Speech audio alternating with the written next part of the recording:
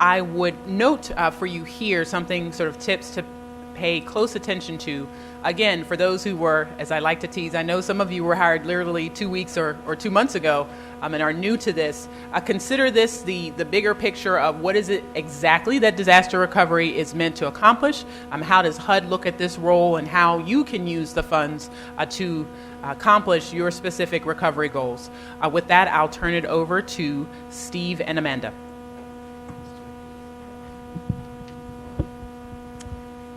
Hello, and I just wanted to say thanks in advance for everybody's patience. We're going to be going over a few slides today that might be contain some of the similar information you've heard before from Stan and Tennille and possibly Todd, but we're going to try to keep that to a minimum. But the presentation today is a bit of a mismatch in the sense that we're not only doing an overview, but we're going to touch on some of the things that are unique to this newest law, so 113-2. For the older grantees, so the folks from 2006 and 8 and 2010, if any of them are here, there are some pretty significant differences that Stan and other folks have touched on. So we'll touch on those today, but still try and give that overview of things that are kind of consistent throughout the program's history.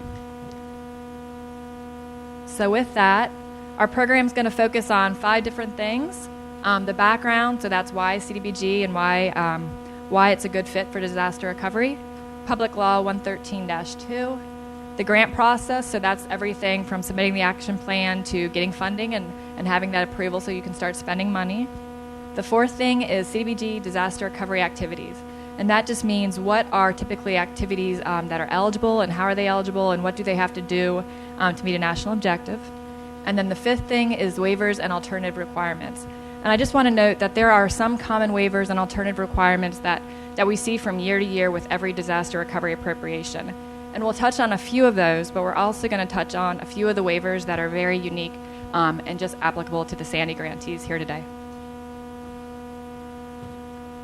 So, background. What is CDBG? The Community Development Block Grant Program, authorized in 1974. And Steve and I had an interesting talk today, and I knew it was a consolidation of a number of programs. I think we say 8 programs that all kind of coalesced into CDBG as we know it today. And one of the things he pointed out, and those of you that are familiar with the CDBG program will know that typically equipment is an ineligible activity. But there is a clause that says equipment for fire protection is an eligible activity. And Steve said that was actually a remnant from one of these other programs that kind of ended up in the broader CDBG context. So that's kind of the history of CDBG. It wasn't just kind of this thing that was formed overnight. It really was the culmination of a number of different programs that all came together. Primary objective, develop viable urban communities through decent housing, living environments, and expanded economic opportunities. So every day with disaster recovery funds, that's the goal. So the goal of disaster recovery is to provide that decent housing and create suitable living environments and expand economic opportunities with CDBG disaster recovery funds. Why CDBG? Steve and Tennille and I and all of us ask ourselves that every day. Why CDBG? So there are a number of programs, as we've seen throughout here just today, and as you guys are all experiencing, a number of programs that are involved with disaster recovery. Just a few: FEMA, obviously, Small Business Administration, and the Army Corps of Engineers. We're different than them in some good ways, and possibly people would argue not so good ways, but we are different. We have we like to think some flexibility that maybe some of the other programs don't always have. Our disaster recovery funds are typically seen by us and you guys as gap fillers. So if FEMA does, allocates X amount for public infrastructure, we recognize it, and you guys recognize, as does Congress, that there are still needs and infrastructure needs that could be remaining after those other sources have addressed it. And that's where we come in. Same thing with housing needs and economic development assistance and all those sorts of things. We're there when the other funding is not sufficient or doesn't do the job or doesn't meet the need that's out there. So, that all being said, I noted that we're different. We do have a lot of flexibility, as demonstrated by our notice that we just issued a couple weeks ago. There are some limitations, though, and that's kind of the point of today and the next couple days is is to talk about those limitations, but how you can take full advantage of those to make your programs as strong as possible. Disaster recovery funds with CDBG, so you're supplementing the standard program. So you're supplementing FEMA, you're supplementing SBA. You're not replacing them. Our job is not to do something that somebody else is already doing and doing sufficiently. Our job is to come in when the funds are either not sufficient or not adequate to provide that additional resource to help recovery. There is no annual appropriation for CDBG. So what does that mean? That means that we don't have a statute like CDBG that lays out all the different requirements. So we use CDBG, but that means we have to create essentially our own set of rules and requirements based on the regular CDBG program. So we don't have regulations that are strictly disaster related.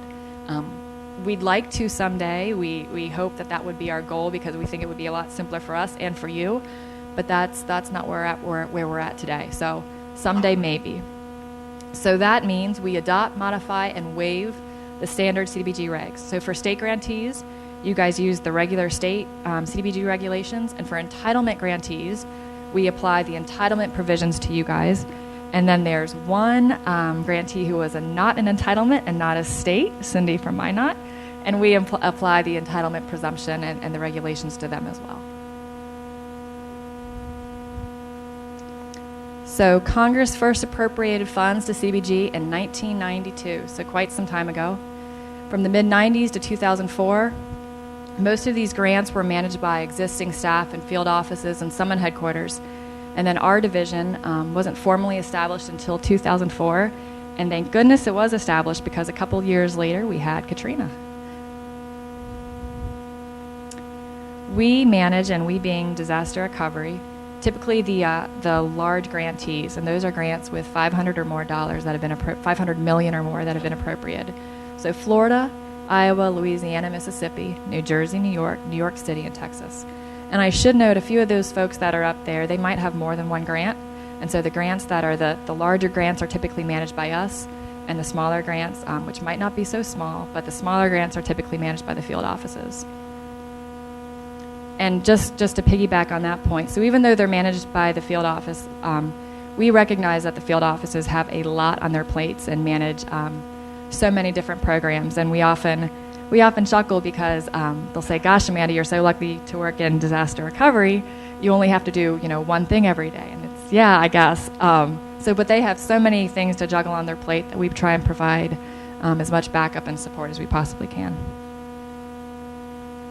Over $46 billion in active CDBG disaster recovery grants, 15 local government grantees, 29 state grantees. And I don't have this on the slide, but I think our staff of disaster recovery is 15. Yeah, so 15 people and $46 billion. Funding since 2001. So Steve was giving me grief a couple weeks ago because I put in this that random line. Well, it's a trend line. We don't know what the trend is. This is funding that's been appropriated, like the slide says, since 2001. It can go up and down next year, and we none of us are experts to know what's going to happen or what Congress is going to appropriate. But just kind of an interesting timeline to see where we've come from and possibly where we're going. Status of funds. So the total CDBG-DR column, that actually includes the most recent Sandy appropriation. So again, that would be about $46 billion. What's interesting, though, is there is quite a gap between the obligated and the total CDBG-DR appropriated, and that's because of that $16 billion, and obviously hasn't had an opportunity to get obligated yet. What I think is pretty interesting is not a huge gap between obligated and dispersed.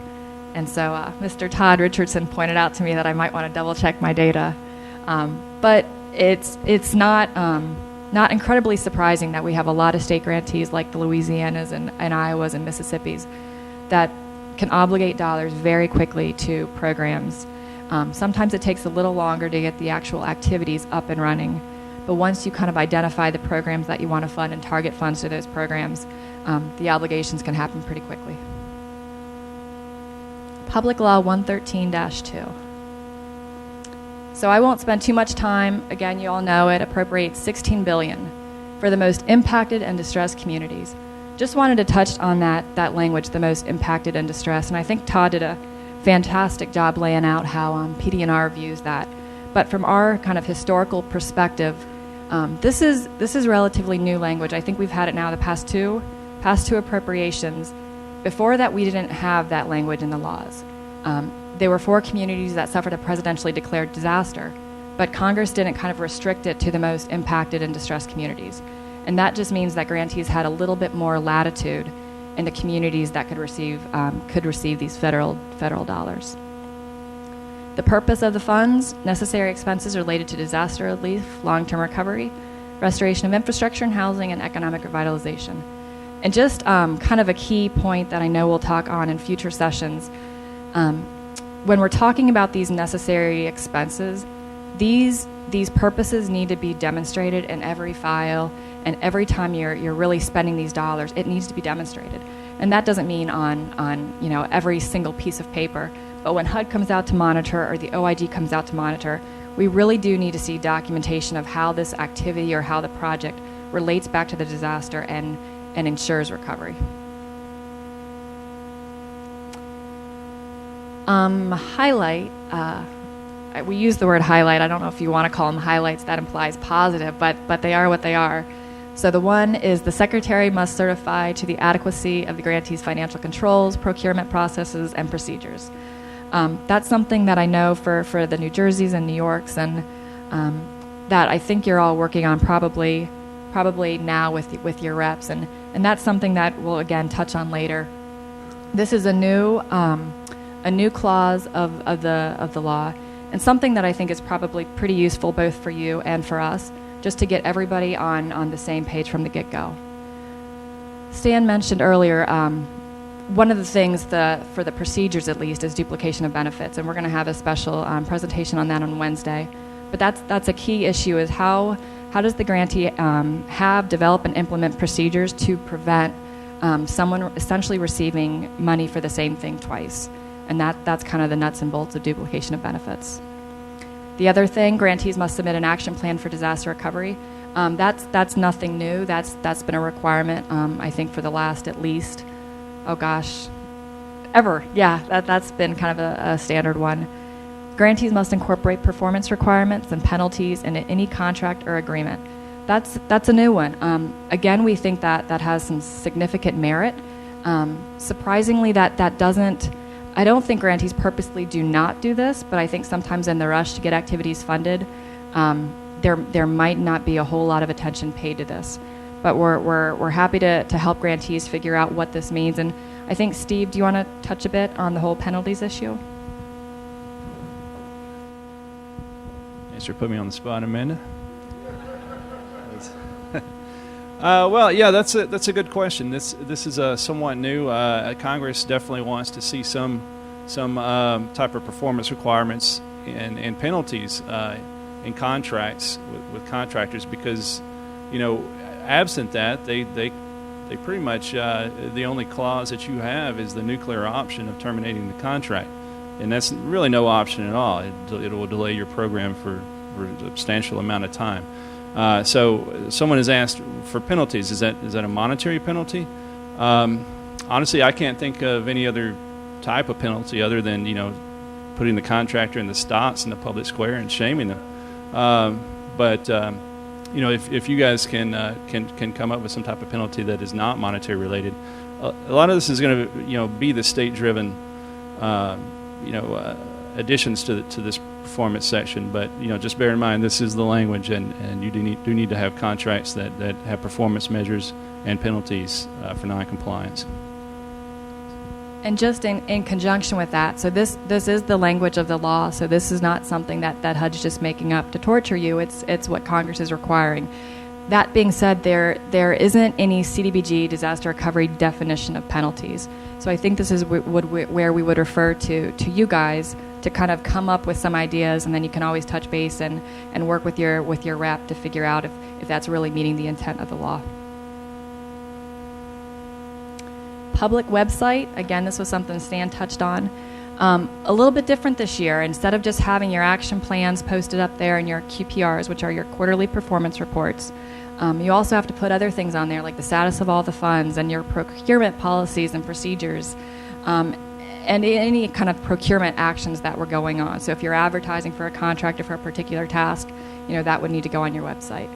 And that the purpose of that is really just getting the knowledge out there to other contractors, obviously, but also to the public, just so they can be aware of what's going on with these funds and how they're being used. The last thing, and this is pretty standard, Secretary may waive or alter any HUD statute or regulation, except for requirements related to fair housing, non-discrimination, labor standards, and the environment, so long as good costs exist. So, we a lot of times get questions about waivers for fair housing, non-discrimination, labor standards, and the environment. We can't waive them. Per the law, we just cannot waive them. Not that there are not some twists that we can work with environmental staff or labor staff to kind of have a better understanding of how a situation might apply in disaster recovery. But as far as actually waiving the statute or the regs, we just can't do it. The other thing I want to point out that was a little different this time is that this language, so long as good cause exists. And basically this allowed us to issue the notice and go ahead and grant all the waivers and alternative requirements that are in that notice to the grantees, because we and the Secretary had determined that good cause existed for those waivers based on our past experience with all the different disaster recovery grantees. Speaking of environmental, so this is kind of a new twist that we were happy to see with the law, and allows grantees to adopt another federal agency's environmental review. And so this is going to be discussed in more detail in the session tomorrow, so we'll leave it for them to kind of talk about that. And the last thing was the expenditure of funds, again, within 2 years of obligation. Grant process.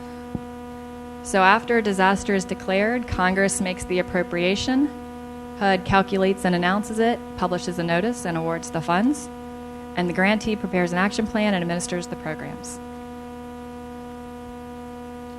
Key steps for the grantee. 1, conduct a thorough needs assessment.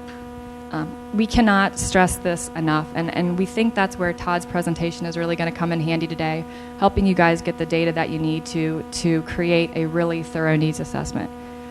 The other thing that I would note is that tomorrow we have a roundtable after the action plan session, which could be a really good opportunity for the new folks to talk to the folks from especially 2011, because they were the folks who most recently kind of had a similar needs assessment requirement in their notice.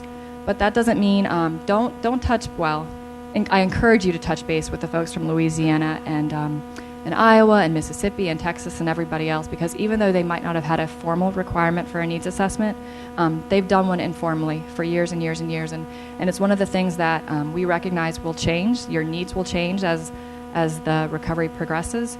So we fully expect you to kind of update it over time. The next thing is the documentation required for the Secretary's certification. So that's just basically identifying and documenting your procedures for finances and your processes for procurement and preventing fraud, waste, and abuse, and procedures for preventing a duplication of benefits. And that has to be submitted within 30 days of the effective date of the notice or with the date of the action plan, whichever is sooner. Another one, work with all affected entities and persons to develop an action plan for CBG disaster recovery and solicit feedback. This is another kind of key step that you really do have to get the public involved as much as possible, and stakeholders and persons, and just get those stories. And we understand that not everybody can be made whole or be made happy by this process, but we expect you to do your best at least getting this feedback on the plan that you're developing. Action plan has to be submitted to HUD within 90 days, and then the grant agreement will be signed and returned to HUD, and then you'll get access to the Disaster Recovery Grant Reporting System, DRGR, and then enter the action plan into that system. And most of you are probably familiar with DRGR, but just if you're not, I won't go into it much today, except to say that your hard copy action plan is typically a big picture plan, so it might outline programs and national objectives and the activities, if it gets into that detail with activities. But DRGR is where you really see the breakdown of that program into activities. For example, if you have a single family rehabilitation program, that program might be described in general in your hard copy action plan. But DRGR is where you're going to break down that program into individual activities. For example, Community A could get an allocation for $500 million for single-family rehab. That could be one activity. Second activity could be Community B gets an allocation of $500 million for community or for single-family rehab. So disaster recovery is, again, that will be presented in a lot more detail in just a little bit, but that's a lot more specific typically than your hard copy action plan, which is very general. Next step, you have to draw funds beginning within 60 days of receiving access to the line of credit, but that's basically the deadline related to the signature of the grant agreement. The next thing, you have to amend your action plan to include a projection of expenditures and outcomes within 90 days of plan approval. I don't know if any of you have taken a look yet, but we do have some guidance on this step posted on our website, and we think it'll be pretty helpful, but the guidance is really based on the plan in DRGR, so that'll probably have to be undertaken after you get the plan into that system.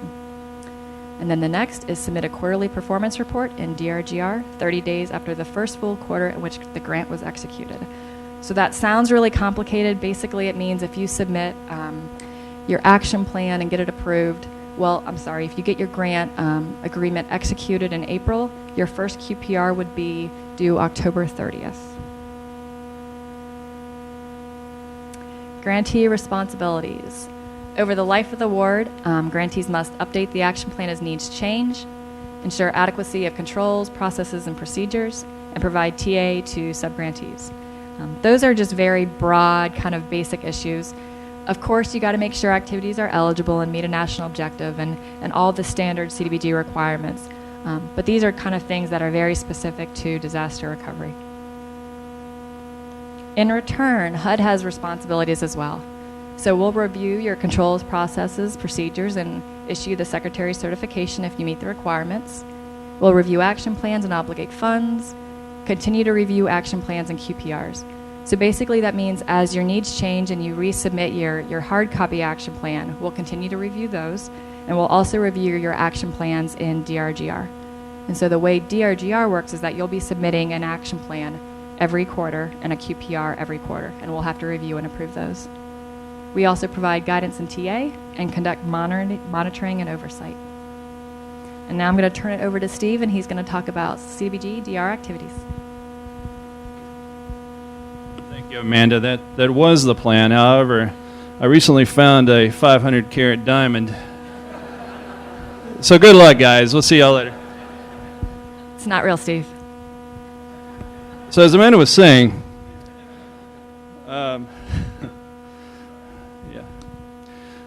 actually, I think my wife and Todd's wife have been getting together because my wife tells me I shouldn't joke either. So I was fortunate enough to, thank you, Amanda, by the way, that was a very good presentation. And if you guys have any questions we forgot to mention, please hold them till the end because we're recording all of this, and we want to make sure that we get your questions as well as our answers. And I promise you that I will give you time to ask questions. I was fortunate enough to actually get here a little bit early and see some of the damage that occurred in Seaside Heights and Brick and other areas along the Jersey Shore. And it reminded me, as I'm sure it reminds you every day, that these are not just activities that we do in a generic sense, but these are activities that affect and benefit people's lives and help put their lives back together. So what are they? Well, in order to be funded under the CDBG program, they have to meet 3 real tests. First, they have to be CDBG eligible. There are 26 categories of eligibility in the CDBG program. I'd like to have a parlor game. You tell me a project that we couldn't fit within one of those. There are a lot of things that you can do with CDBG. However, the kicker is that they also have to meet a national objective. And if you've been in the CDBG program for more than a day, you know what these national objectives are. LMI benefit, slum and blight, and urgent need. So they have to fall within one of those 3 categories. And then finally, unique to disaster recovery, because your regular CDBG program have to follow the first 2, But unique to disaster recovery, it has to address a direct or indirect impact in a county covered by a presidential disaster declaration and cited in the notice. And I'll take the moment right here to say that's the point. It has to be cited in the notice. There are a lot of disasters that happen every year, but not all of them get into the notice. And so a lot of times people will make the brazen assumption that Todd and his people were wrong, that they had a lot of damage and it didn't get in the notice. And maybe that's true. I doubt it because Todd's pretty squared away. But if it's not in the notice, it can't be funded in that county. See, I'm sticking up for you, Todd, wherever you are.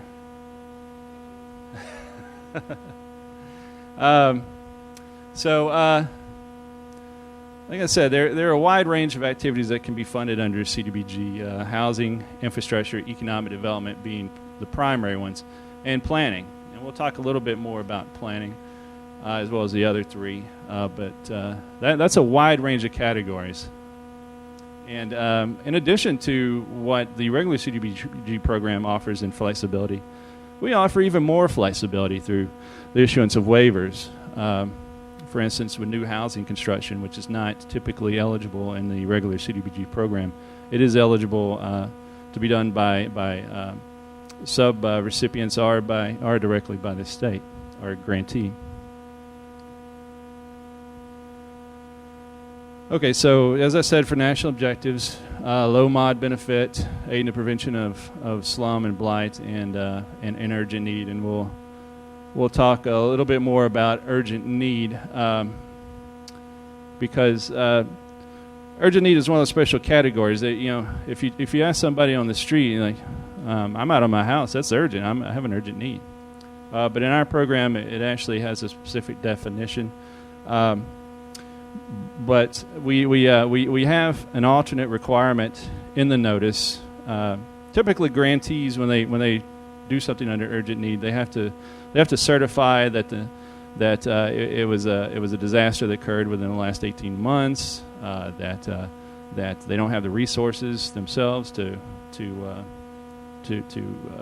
take care of the need, et cetera, et cetera. And what we say in the notice is that, look, we're fun. Todd, I'm stepping on your pen, man.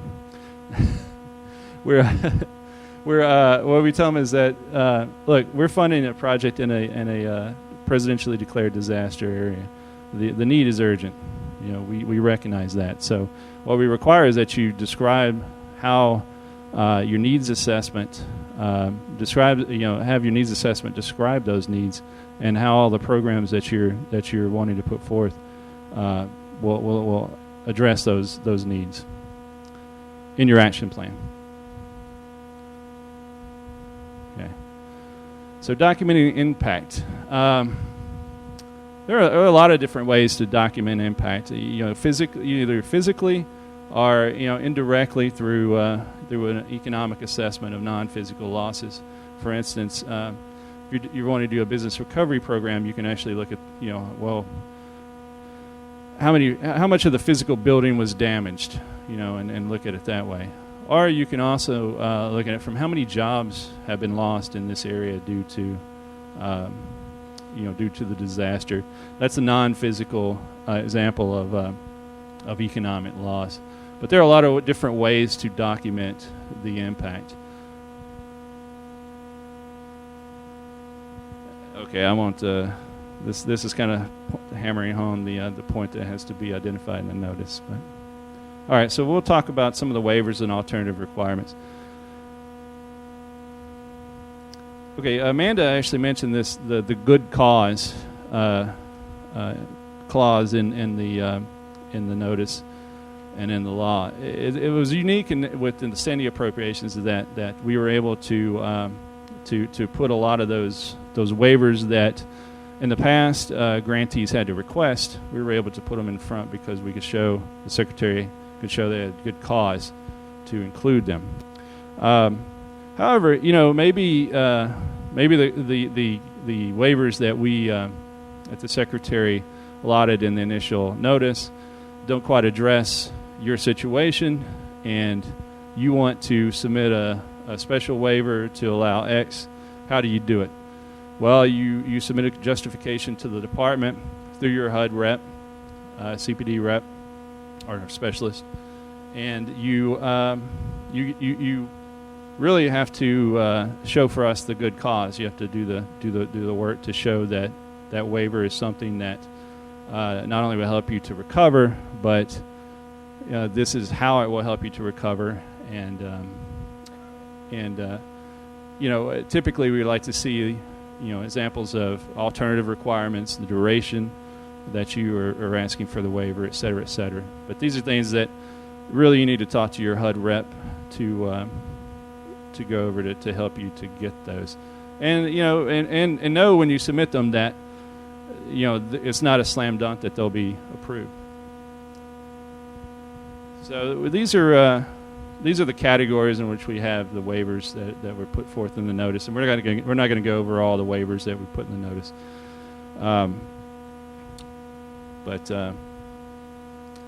So a lot of when you go over some of these waivers, some of these are must waivers, like we tell you that you must do this. Others we just put forth the waiver in order to give you flexibility. For instance, with the first one, instead of doing your annual action plan through your regular CDBG program and using IDIS, which is something that you use for your state and entitlement CDBG programs, we require you to submit a CDBG-DR action plan and also to use DRGR, which is arguably the best system that HUD ever created, right, Mark Mitchell? Arguably. The second thing that, another waiver that falls under the subject of grant administration is the citizen participation requirements. We streamline those. Typically, I came forth in the state CDBG program, but, I've been working so long in disaster recovery, I can't really remember what the average, I think it's 15 days that's required in the regular program for citizen participation. But we allow 7 days. We allow 7 days. But this is one of those you may waivers, because if you feel like 7 days is not enough time for you to get all the information in that you need to get in, you can take longer than that 7 days to do your citizen participation.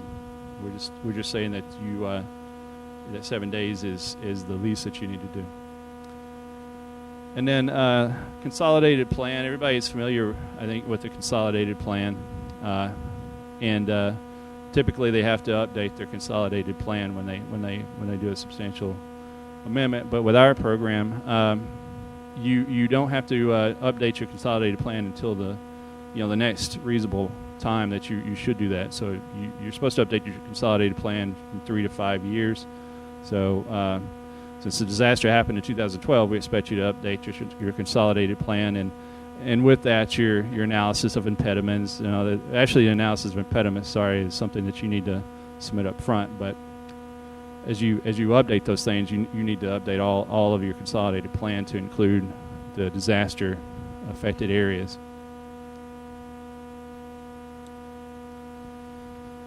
Another thing that has been typically waived, and is waived in this case, that helps grantees a lot in their disaster recovery, is that we lower the overall benefit requirement for LMI benefit from 70% to 50%.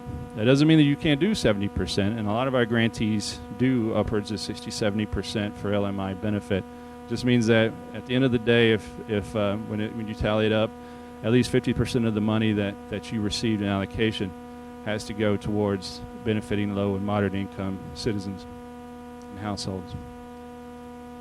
Second great thing about, great, relatively anyway, thing is that you get to 5% across the board of your allocation to spend on admin, rather than the regular state portion of up to 3% plus program income and plus whatever else it is. but you get up to 5% to spend on admin. And then you get an additional 15% that you can use for planning costs.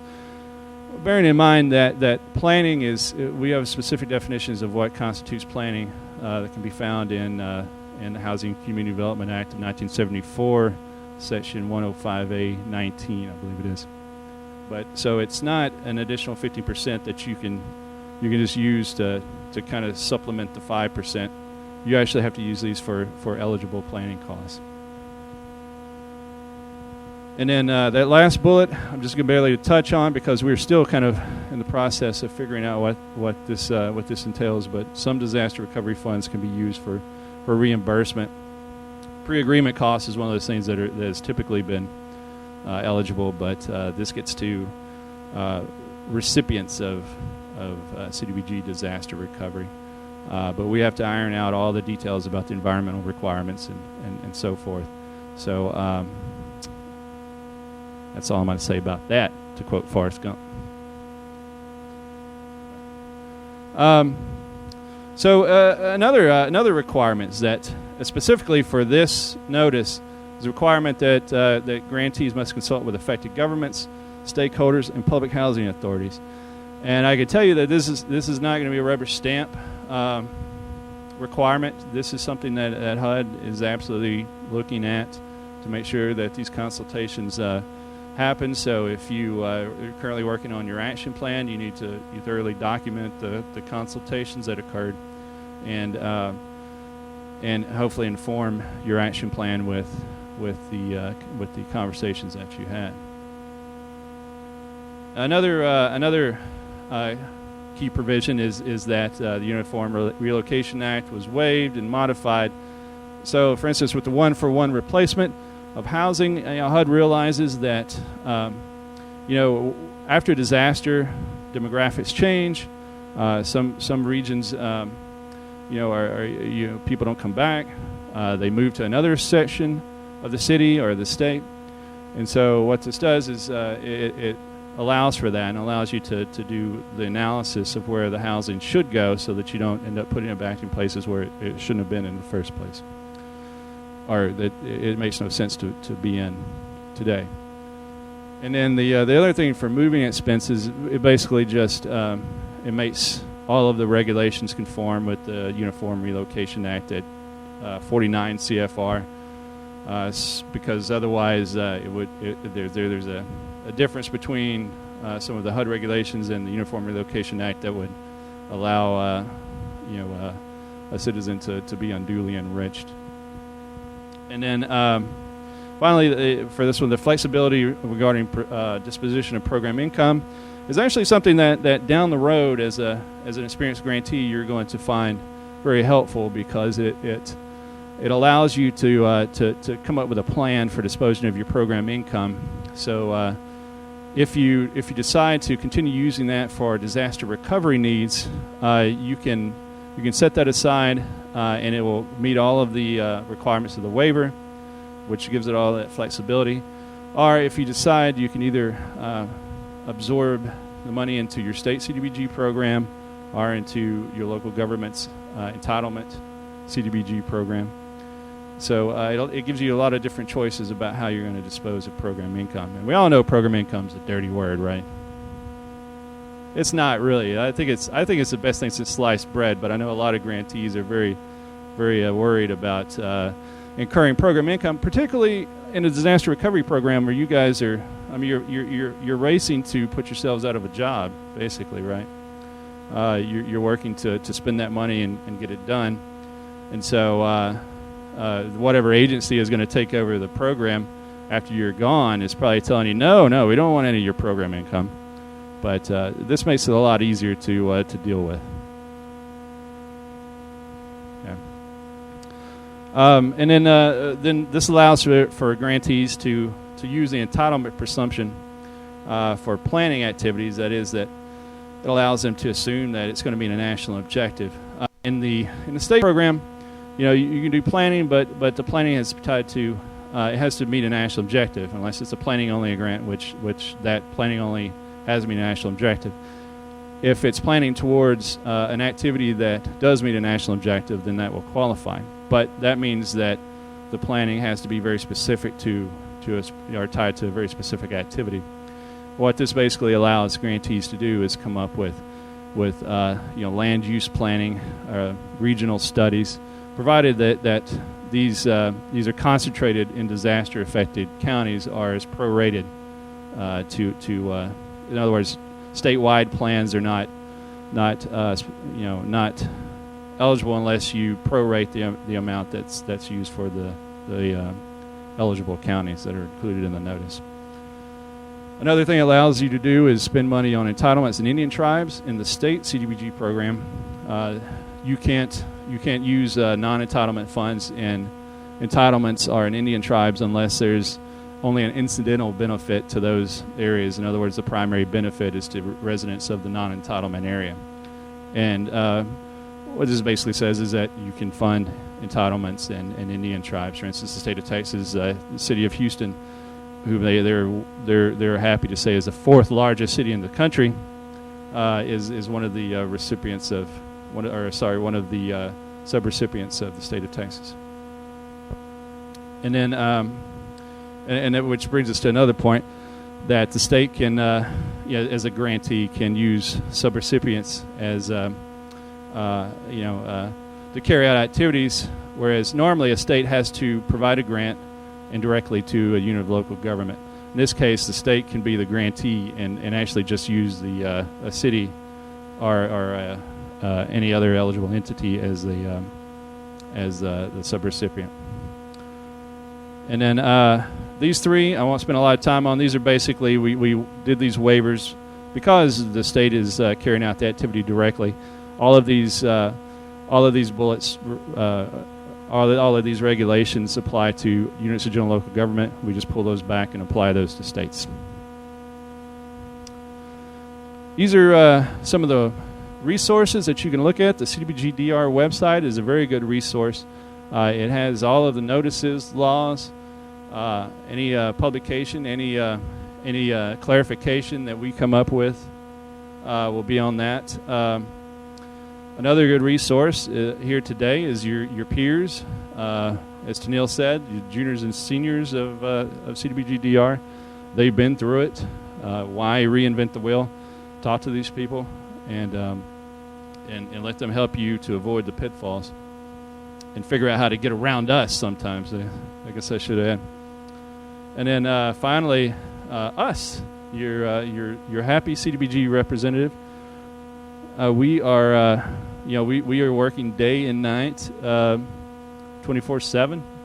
It seems like, feels like, to help you guys along your way. So always, please feel free to use us as a resource. And now we come to the part where you give us questions, if you have any, which I don't think you will, because I think we pretty much touched on everything.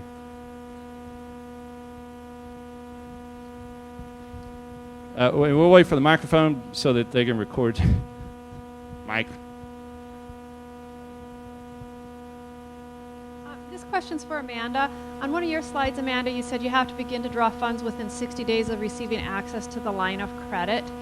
We have found that it takes at least 60 days to get the environmental and get the release of funds. So I guess I'm just a little confused on, is 60 days really workable? Yes, we believe that it is, but I just want to note that actually is a requirement of the law. So that's Congress making this requirement. So our job is to make sure that we give you guys all the resources available to make it happen. I will note, though, typically one of the activities that grantees can first draw funds for are admin activities, which do not necessitate any environmental requirements. Any other questions? I had a question about the amending the action plans. I know in the past sometimes they've moved the money from one program, maybe the housing, over to a port job. And will that reset the 2-year period? Amending the action plan? Well, moving money from one activity to another? Well, no, not specifically. We are going to have that class on the action plan tomorrow. So a lot of these, you'll get the answers fully tomorrow. But as Tennille described in in this allocation, we have partial action plans. So if you had a change, if you decided you wanted to use the funds for a different activity, then you would submit a new partial action plan, for that new activity, and then you would also, defund whatever activity you would need to go through citizen participation and do all those requirements. But it doesn't start ticking again. It doesn't start ticking again. right, yeah, the 2 years won't restart Right. for that activity.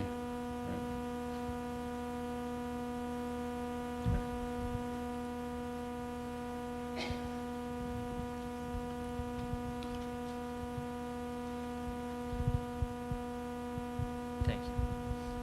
With regard to certification of proficient controls, processes, and procedures, the Federal Register notice specifically requires us states to comply with Chapter 3 and specifically provide Exhibit 3-18. Chapter 3 doesn't apply to states. Chapter 4 does. Correct. Is there going to be a clarification and identification of the appropriate exhibit that we have to complete? Absolutely. So we have modified 318 to make it applicable to everybody and to kind of get rid of those questions that would not apply. So that modified exhibit is available on our website. Okay, so if I go to the website now, I still want to pull down Exhibit 318.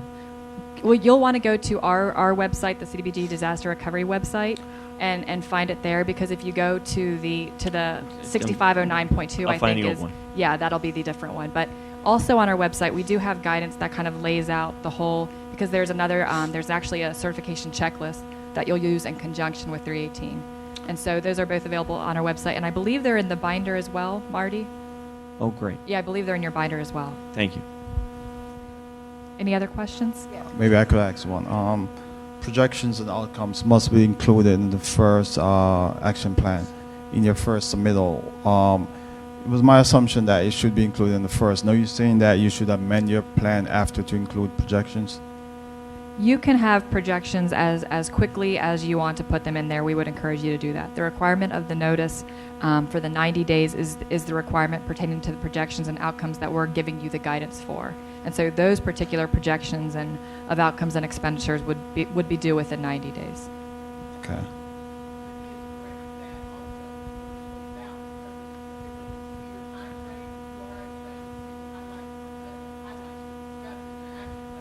How you'll undertake your activities to be able to meet that.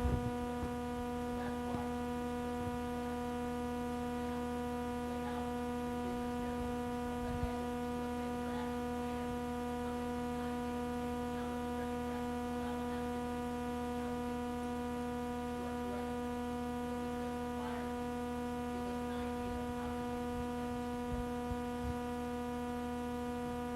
Other questions?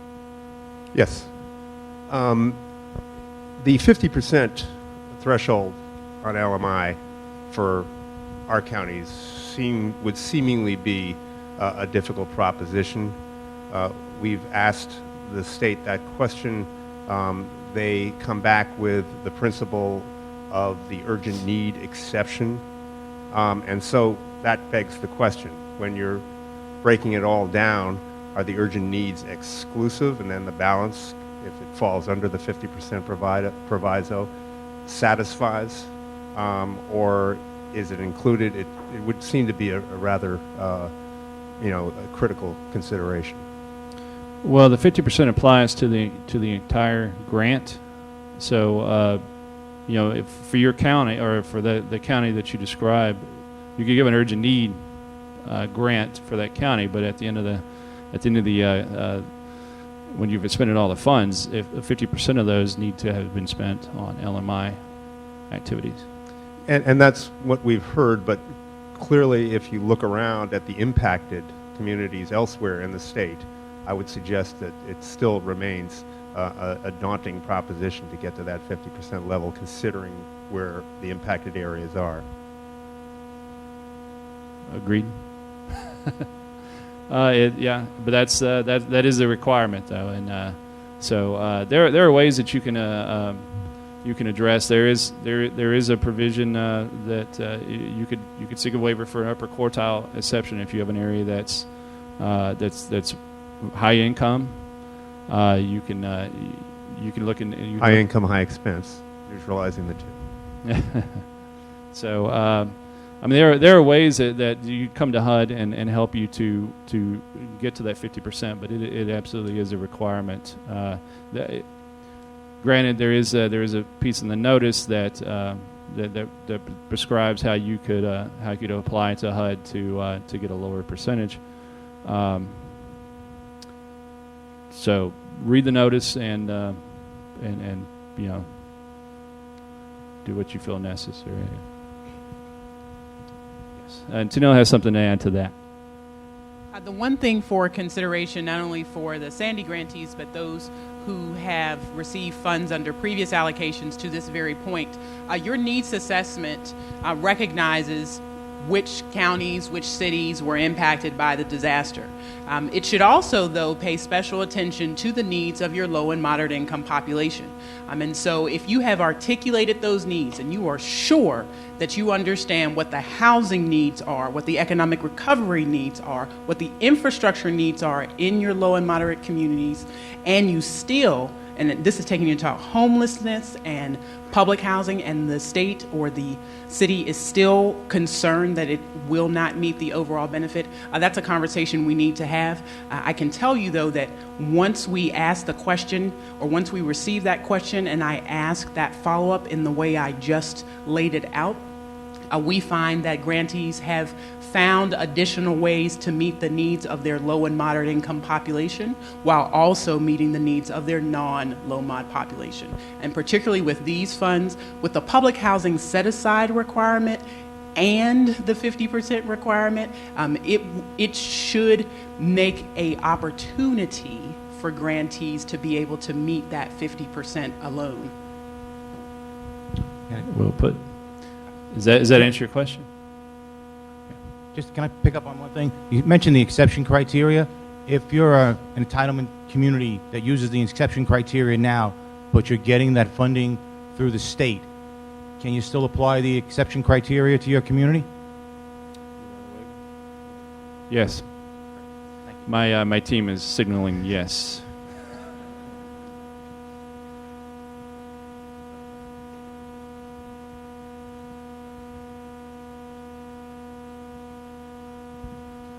On the requirement for penalties for performance, the regulations speak to the minimum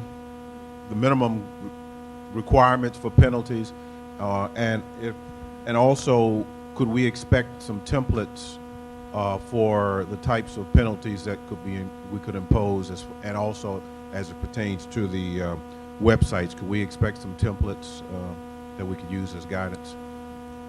Well, this is where it's a great idea to reach out to your peers that have gone through this area, because they do have those examples. I think we could round up some examples that you could choose from. We don't really want to be in a position of telling you this is what you need to do. So, but we can certainly provide you with examples.